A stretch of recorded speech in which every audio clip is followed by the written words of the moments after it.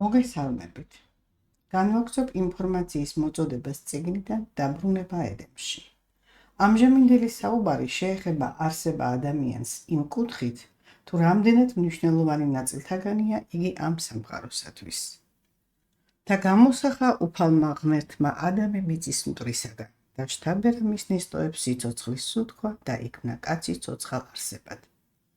ამ ცნობას იუწყება ბიბლია ადამიანის წარმომავლობის თაობაზე და ფაქტობრივი რეალობაც თვალსაჩინოს ხდის იმას, რომ ადამიანი ამ სამყაროს შემადგენელი ნაწილია. ამიტომაც ის ვერ იარსებებს ამ სამყაროს ასეთი მოწესრიგებული მუშაობის გარეშე. ხოლო თავად ეს მატერიალური სამყარო კი ასე არსებობას იმიტომ ინარჩუნებს პროგრამას ზუსტად იცავს, რომელი პროგრამაც მას მისმა შემქმნელმა ღმერთმა დაუწესა. რასაც ამოწმებს ბიბლია. მზე და მთვარე და ვარსკვლავები, რომლებიც ანათებენ და სარგებლობისათვის არიან დადგენილნი, მორჩილები არიან. რაც შეეხება ადამიანს, მრავალსაუკუნოვან დროში მიმდინარე საკაცობრიო გენეტიკით მიღებული ცვლილებები თვალსაჩინოს ხდიან იმას, რომ ადამიანი ამ სამყაროში გამოსაცდელ პერიოდს გადის და ამიტომაც აქვს შეწყალება კანონების დარღვევებისათვის სიცოცხლის არ შეწყვეტის თაობაზე. თუმცა ამ დარღვევებზე თითოეულ ადამიანს გენეტიკის კანონით დაწესებული აქვს ინდივიდუალური ლიმიტი.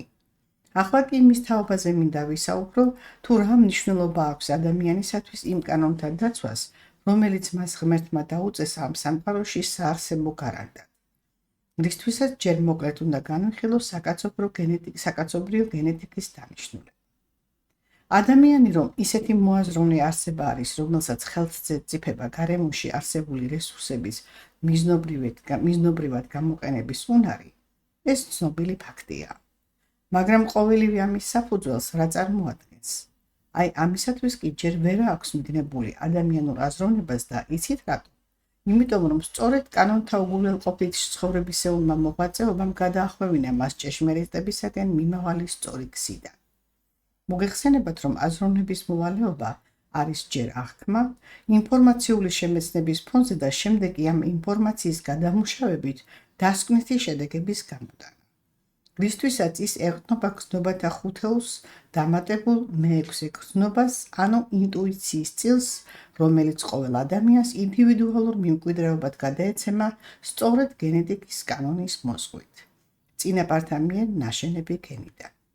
რომელი მემკვიდრეობაც ადამიანში გაშლას პოვებს როგორც სხეულის აგებულების თვალსაზრისით, როგორიც არის გარეგნული სახე და სხეულის ორგანული სიჯანსაღე და ასევე მისი გრძნობებისა და თვისებების, ანუ ხასიათის მხრივად. ძალიან ხშირად უყვართ ადამიანებს ამ ფრაზის გამოთქმა. წინაპრის ცოდვაზე რატომ უნდა აღოს პასუხი მემკვიდრემო და განა ეს სამართლიანიაო? მოდით ამ კითხვაზე პასუხის გაცემა ასე დავიწყოთ. როცა წინაპართა მემკვიდრეობად ნიჭიერება, სახიერება, ან დიდძალი მატერიალური ქონება ერგება ვინმეს, ამას აპროტესტებს, რა თქმა უნდა არა. მაგრამ თუ კი უნარ შეზღუდულობა, ან გონებაჩრუნკობა, ან და სიღარიბე ერგება, მაშინ კი უკვე ღმერთს ბრალს, რომ ის უსამართლოა, ვინაიდან წინაპართა ცოდვის გამო ის დასაჯა. აი სწორედ ამ რებუსის ახსნა უნდა გაცნობოთ ახლა. მართლაც ასე განსჯის ღმერთის მიერ სამართლიანობაზე დაწესებული კანონმდებლობა, რომ ვისაც ღმერთი თავის სურვილით მოისურვებს, იმას დააჯილდოებს და ვისაც კიდევ დასჯის. რა თქმა უნდა, ეს ასე არ არის და ასეთი მიდგომა არის სწორედ ღვთის გმობა. მაშინ რატომ ხდება ასე? ახლავე ახსნე ყოველივეს. არავისთვის უცნობი არ არის სისტემა, რომ ჩანასახე ვითარდება მამის სპერმისა და დედის კვერცხუჩერედის განაყოფიერებით. თავად სიტყვა განაყოფიერება უკვე მინიშნება არის იმისა, რომ ქმედებამ ნაყოფი გამოიყო, ხოლო ნაყოფი კი, რომელიც სიცოცხლის დაბადებას გულისხმობს, თავისთავად ნიშნავს იმას, რომ სიკეთესთან გვაქვს საქმე. თანახმად კანონისა, სიცოცხლე არის ადამიანთა ნათელი. მოდით ცოტა უფრო განვაგრძოთ საკითხი. განაყოფიერება. რისთვისაც მის შესახებ მოვიძიებთ ცოდნას საუკუნეების მანძილზე გონებაში უმოქმედოდ მყოფი ჭეშმარიტებიდან, რომელიც ცხადია ყოველთვის იწყება განსახილველი საკითხის საფუძველიდან. ანუ რას წარმოადგენს განაყოფიერების საფუძველი? რაზედაც არის თლიანად დამოკიდებული მთელი ეს რიგი ფაქტორები. უშვილობა, დედმამიშვილთა შორის ხასიათობრივი, რასაც ჩვენ ადამიანის ბუნებას უწოდებთ სხვადასხვაგვარობა ასევე ნიჭობრივი განსხვავებულობა და რაც მთავარია, ბედისწერითი განგების მკვეთრი განსხვავება. რა თქმა უნდა, აქ საძიებელი არის ყოველივე ჩამოთვლილის მიზეზი, იმიტომ, რომ ვსაუბრობთ ერთი და იგივე მშობლების შვილებზე. ხოლო სხვადასხვა მშობლების შემთხვევაში რომ იყოს და არის კიდეც ასეთი სხვაობანი, ამას არავინ გამოიძიებს, რადგან თავისთავად ასეც უნდა იყოს. თუმცა არის კიდევ ამ თავისთავადობაში ერთი ნიუანსიც, რომელიც ბუნდოვანია და მისი მიზეზი ჯერჯერობით ვერ არის ამოცნობილი. ეს საკითხი შემდეგია. საზოგადოების მიერ ადამიანებად ჩათვლილი მშობლების ცუდი შვილი და ხდება პირიქითაც პრაქტიკა იცნობს უვარგის მშობლებად შეფასებულ და კარგ შვილებს. ყოველივე ამ საკითხებს პასუხს გასცემს ის ცოდნა, რომელსაც ახლა გაცნობებთ და ეხება განაყოფიერების, ანუ სიცოცხლის ჩასახვის საფუძველს. მოგეხსენებათ, რომ საკაცობრიო გენეტიკური მიმდინარეობა, რომელიც ადამ და ევადან დაიწყო და ამჟამადაც ჩვეული ტემპით მიმდინარეობს, ეფუძნება გენის უწყვეტობას. რაც იმას გულისხმობს, რომ წინაპრის გარდაცვალება არ უშლის ხელს იმას, რომ მის მიერ გაზრდილმა გენმა მემკვიდრეში გააგრძელოს არსებობა. გენეტიკას მეცნიერება სხეულის უჯრედოვანი შემადგენლობის დონეზე განიხილავს და საუკუნეებია აწარმოებს მის შესწავლას. მიაღწევს რა რაღაც მნიშვნელოვან შედეგს და ამ აღმოჩენაზე ატეხილი აჟიოტაჟი ჩასხრომასაც კი ვერ ასწრებს, ისე მოხდება ხოლმე ისეთი მაგალითის გამოვლინება, რომელიც თითქმის ყირაზე დააყენებს ამ ახალ აღმოჩენებს და მეცნიერება კვლავ იწყებს ძიებას ახალი თავსატეხის გასარკვევად. ყოველივე ეს მიმდინარეობს უამრავი წლებია, სრულდება და ვერც დასრულდება მისი მიზეზის დადგენა ამ გზით, იმიტომ, რომ გენეტიკის საძირკველი სულია და მხოლოდ მისი კვლევით არის შესაძლებელი ჭეშმარიტი ცოდნის მოძიება. მაგრამ სულთან მიმართებაში არ გამოდგება ძიების ის გზა, რასაც მეცნიერება ადგას და მას ცდებზე დაკვირვებით მიღებული ცოდნა ჰქვია. რადგან სულთან მიმართებით ცოდნის მოპოვებას ღმერთის მიერ ადამიანის გონებაში ჩადებულ ცოდნასთან თანამშრომლობა სჭირდება. მის მისაღწევადაც იქნა სწორედ დაარსებული საკაცობრიო გენეტიკა, რომლის არსიც მდგომარეობს შემდეგში. მოგეხსენებათ, რომ ყოველი ადამიანი მემკვიდრეობით იღებს წინაპრისაგან როგორც გარეგნულ იერსახეობრივ, ისე ხასიათობრივ და ნიჭობრივ მსგავსობის სტილს, რომელიც მონაცემებიც მას გადაეცემა იმ ინდივიდუალური გენეტიკური კოდის მეშვეობით, რომელიც თითოეულ პიროვნებას ენიჭება საკუთრივად ერთადერთი და ამიტომაც ის განუმეორებელია. რაც შეეხება ინდივიდუალურ გენეტიკურ კოდს, ის არის რიცხვი, რომელიც გამოსახავს იმ კანონთა რაოდენობას, რომელიც დაიცვა ან დაარღვია ამ გენის წინაპრებმა და შედეგად კი დაიმსახურა ცოდვა მადლის შესაბამისი რაოდენობა და სახეობა. მოგახსენებთ, რომ ცოდვებისა და მადლის სახეობათა მიხედვით არსებობს 10-იანი, 100-იანი და 1000-იანი დაყოფის კატეგორიის გენი. როგორც ცნობილი არის კიდეც, განაყოფიერება ხდება მამაკაცის სპერმისა და დედაკაცის კვერცხუჯრედის შერწყმით. გენური კოდის რიცხვის მომცველი არის სწორედ სპერმატოზოიდი და კვერცხუჯრედი იმგვარად, რომ ყოველდღიურად ის განიცდის ცვლილებას, თავისი პატრონის მიერ ჩადენილი ცოდვა მადლის გამო. რაც შეეხება ცოდვა მადლის ჩადენას, ნებისმიერ ადამიანს შეუძლია მისი შესრულება სამივე დაყოფის საზღვრებში. ხოლო რაც შეეხება განაყოფიერებას, მას მაშინ აქვს ადგილი, როცა კვერცხუჯრედისა და სპერმატოზოიდის კოდური რიცხვთა ჩამი, რომელიც მადლის აღრიცხველი არის, შეივსება ან 10-იანი მთლიანობით, ან 100-იანი მთლიანობით და ან და 1000-იანი მთლიანობით. ხაზგასმით აღნიშნავ, რომ განაყოფიერება ხდება მხოლოდ და მხოლოდ მადლის გამომსახველ რიცხვთა შეჯამებით მიღებული მთლიანობით, რაც დასაბამს აძლევს ისეთი სხეულის შექმნას, რომელმაც სული უნდა მოიზიდოს კოსმოსიდან და იბადება ახალი სიცოცხლე. აი, ამიტომაც არის სიცოცხლე ნათელი, ხოლო ნათელი კი სიკეთეა. ყოველივე ეს კი პასუხსცემს იმ კითხვებს, რაზედაც ზემოთ ვისაუბრეთ.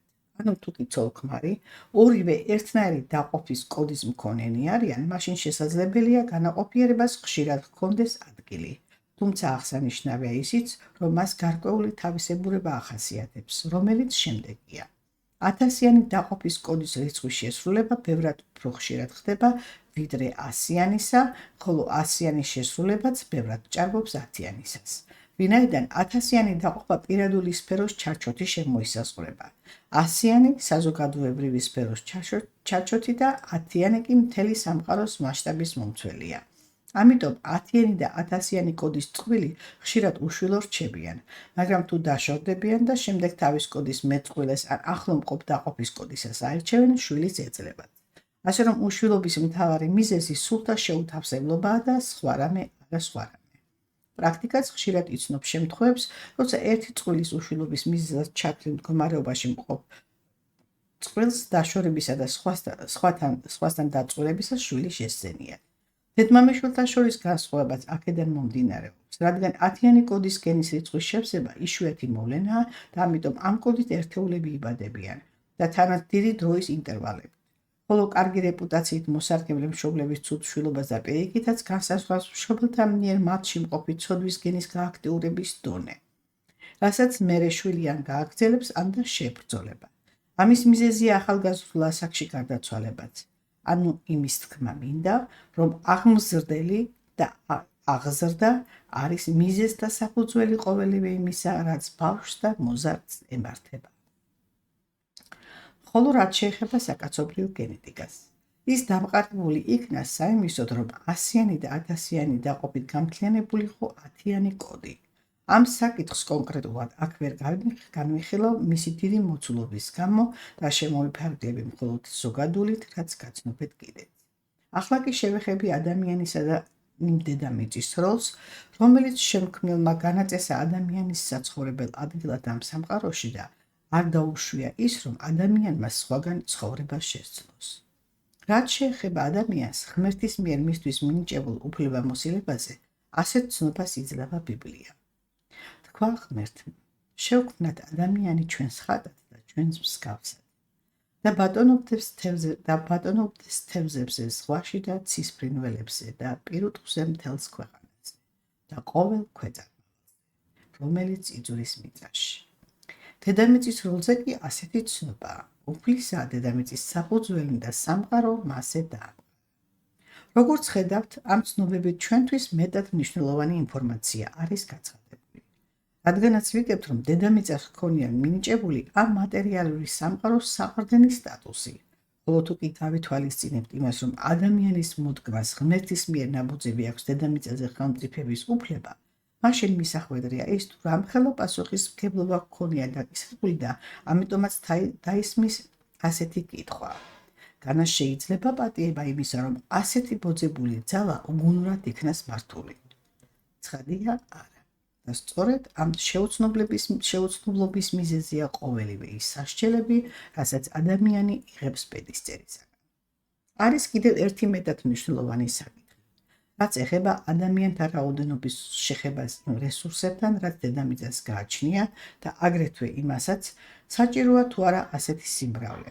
ამ საკითხის განხილვის დროს კი უპირველეს ყოვლისა გათვალისწინებული უნდა იქნას ის ფაქტი, რომ ამ სამყაროს კანონზომიერების პროგრამა ემყარება სულის კანონებს და მისით განისაზღვრება. აგრეთვე ის ფაქტიც, რომ სამყაროს შემადგენელ ელემენტებს სათანადოდ გათვლილი წილობრივი კატეგორიის სული აქვთ მიკუთვნებული, რომელიც წილობრივი კატეგორიებიც მუდმივია უგუნისამდე. ყოველ კატეგორიას კი თავისი სტანდარტული პროგრამა აქვს და იმ სტანდარტის ჩარჩოში ეტევა მისი ქმედებანი. წინააღმდეგ შემთხვევაში ეს სამყარო ვერ იარსებებდა, რადგან პროგრამიდან გადახვევის ერთი შემთხვევაც რომ იყოს დაშვებული, მაშინ ეს აუცილებლად დასაბამს მისცემდა ქაოსს, ხოლო ქაოსის შედეგი რომ წყობრიდან გამოსვლასა და კატასტროფებას მოასწავებს, ეს არავისთვის უცნობი ცოდნა არ არის. რაც შეეხება ადამიანთა რაოდენობას და თვით ადამიანს, რომელსაც უფალმა მისცა უფლება არჩევანის თავისუფლებისა, ოღონდ იმ საზღვრებში, რომ ხელი არ შეშლოდა დედამიწას თავისი პროგრამის ფარგლებში ფუნქციონირებისა. ამის გამო საკაცობრიო გენეტიკის პროგრამა ისე შეიმუშავა, რომ კანონდარღვევების შემთხვევაში ადამიანის სულის კატეგორია კი არ ეცვლება, არამედ ებლოკება სულის პროგრამის ის ნაწილი, რომლის ფუნქციონირებითაც ის იღებს კოსმოსიდან სასიცოცხლო ენერგიას. ამიტომ ასეთი ადამიანების სიცოცხლის შენარჩუნება დამოკიდებული ხდება იმ დონორ კატეგორიაზე, რომელთაც შესძლეს ის, რომ არ დაბლოკოდათ ეს ნაწილი. რაც შეეხება ადამიანთა რაოდენობის ზრდას. ის მიღწეული არის სწორედ ამ დაბლოკილი კატეგორიის მქონეთა ხარჯზე, რადგან გარდაცვალების შედეგად გამოთავისუფლებული ასეთი სული ვერ ძლევს დედამიწურ მიზიდულობას და ჩქარავე ბრუნდება უკან ახალ სხეულში. ესე იგი, ადამიანთა რაოდენობათა სიმრავლე მხოლოდ სხეულების აღრიცხვას ეხება, ხოლო რაც შეეხება სულის ხვედრით წონას, ის მარად მუდმივია და სიმრავლე კი გამოწვეული არის მისი პროგრამის გააქტიურებული ნაწილების წარმოდგენით. უფრო გარკვევით ახსნი, რას ნიშნავს ყოველივე ეს. გაცნობებთ, რომ ყოველ ადამიანს მიცემული აქვს ერთი და იგივე სული. ხოლო ცხოვრება იმაში არის, რომ თითოეული პიროვნება ინდივიდუალურად აქტიურებს გონების პროგრამას.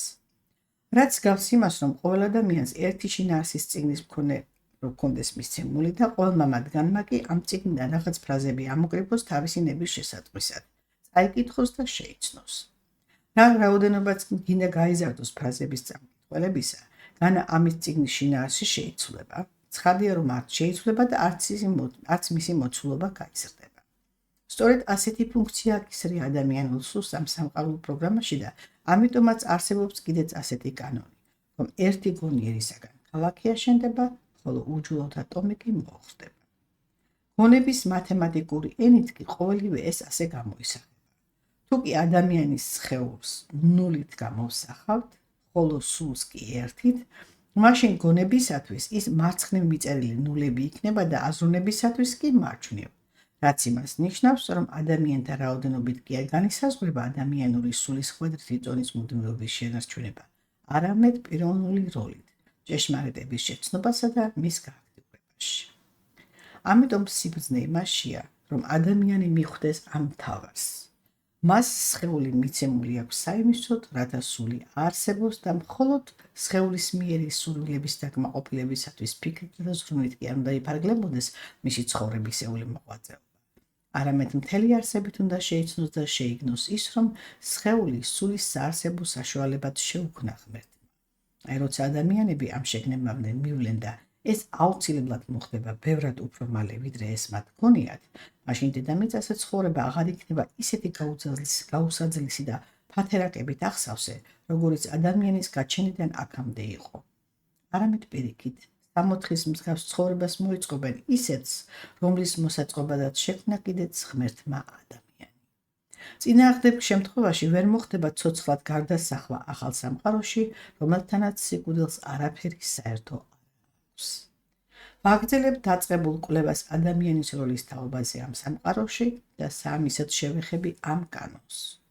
უფლისაა დედამიწის საფუძველი და სამყარო მასზე დაამყარა. როგორც ხედავთ, ამ ცნობიდან ჩანს, რომ დედამიწა ყოფილა ამ სამყაროს საყრდენი და რა თქმა უნდა, აქ ნაგულისხმებია ენერგიული თვალსაზრისი. ვინაიდან სამყაროში შემავალი ყოველი ელემენტის დანიშნულება მათ მიერ წარმოებული ენერგიის მიხედვით არის შეფასებული. როგორც უკვე გაცნობეთ, დედამიწური გარემოს მიერ სამყაროს საარსებოდ შექმნილ ენერგიაში ადამიანთა მიერ წარმოებული ენერგიის ხვედრითი წილი 71,8%-ია. ამიტომ სწორედ ადამიანი არის განსაზღვრელი იმისა, თუ როგორი კატეგორიის ენერგიას მიაწოდებს დედამიწას სამყაროს. თანახმად კანონისა, ვალმა ადამიანს უბოძა ხელმწიფება მიწიერებას. ყოველივე აქედან გამომდინარე კი თავისთავად დაისმის კითხვა. ეპატიება ადამიანს ასეთი ძალის მართვის ცოდნის მიღებაზე უარის თქმა, რაც გამოცხდება ამ ძალის არამიზნობრივად გამოყენება და რაც რიგ შემთხვევებში კატასტროფის გამომწვევით ხდება. პრაქტიკა ხო იცნობს შემთხვევებს, როგორიც არის მაგალითად ჩერნობილის, ხიროსიმასა და იაპონიის კატასტროფები. დასმულ კითხვაზე პასუხი ასეთია: აქამდე თუ დაშვებული იყო ამ უცოდინარობით ცხოვრება, ახლა უკვე ასე ვეღარ იქნება.